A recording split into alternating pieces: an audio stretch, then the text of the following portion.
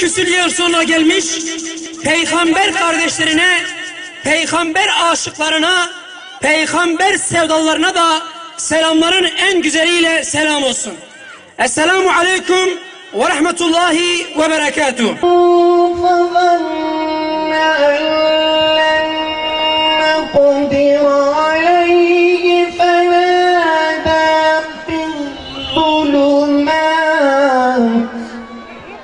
Eğer Allah'ı seviyorsanız bana uyun. Bana uyun ki Allah da sizi sevsin. Günahlarınızı bağışlasın. Allah'tan daha çok bağışlayan kim vardır? İşte bu bilinçle peygamber sevdalıları olarak bu yıl köyümüzde 5.'si düzenlediğimiz kutlu doğum programıyla Resulullah sallallahu aleyhi ve selleme olan sevgimizi sizlerle paylaşmak, onu daha iyi anlamak ve onu tanımayanlara beraberce onu tanıtıp sevdirmek maksadıyla bu etkinlikleri düzenliyoruz. Ey Muhammed, ey şefii ümmeti, hadi o mehdi habibi izzeti, ey tüboye çetiri kevnu mekan, şehsivari alema fehra cihan. Ey Muhammed, ey Resul-i insücin, khudi tacu beyraqa roja mezin, mesneda ve ümmeta her duyi, deri fetha cenneta meher duyi.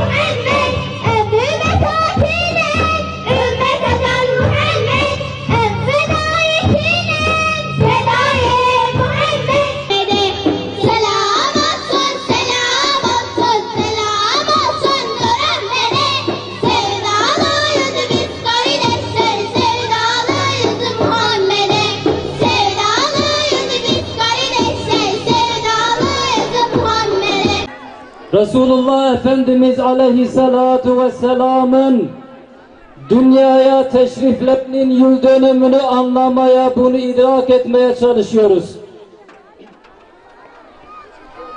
Bugün biz kainatın onun hatırına yaratıldığı, Allah Azze ve Celle'nin kendisini Habibim diye taltif ettiği Resulullah Aleyhisselatu Vesselam'ı anlamaya çalışıyoruz.